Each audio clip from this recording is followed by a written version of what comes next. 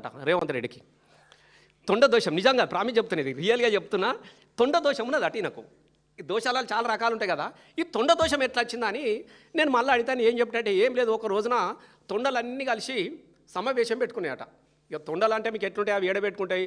ఈ గోడలు ఆడ పాత గోడలు ఉన్నా ఏ గోడలు ఉన్నా పాక్కుంటా పోయి మొత్తం గుండ్ల మీద ఈ గోడలు ఎక్కినాయట. ఎందుకంటే ఈ గోడలు ఇక ఏడ మంచి గోడ ఉంటే నాకు అనిపోయినాయి. అవి అన్ని పోయి గోడల మీద సమావేశం పెట్టుకున్న తొండలని.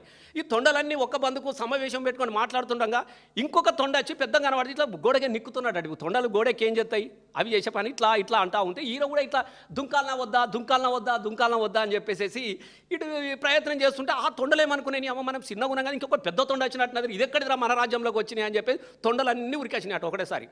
ఈ రాగానే ఈ పెద్ద తొండ ఆయన గోడ దుంకింది, ఉరుకుడు పరిగెత్తుడు మొదలుపెట్టి అవి కూడా ఎంబడి వాడి తొండలన్నీగా. ఇక ఇది ఉరకా వాళ్ళు ఉరకా అవేమనుకుంటే పెద్ద తొండ అని అవే అనుకుంటున్నాయి. మన ఆయనకు తెలియదు ఈ రేవంత్ రెడ్డి సార్ అని తెలియదు వాటికేం తెలుసు ముఖ్యమంత్రి అని. ఈ తొండను చూసి అవి తొండలన్నీ అనుకోబడితే పోతా ఆయన పాపం ఎంత దూరం ఉరుకుతాడు దొరకబట్టుకున్నాయి. అవి ఓ గుండె మీద కూర్చుని పెట్టినాయి.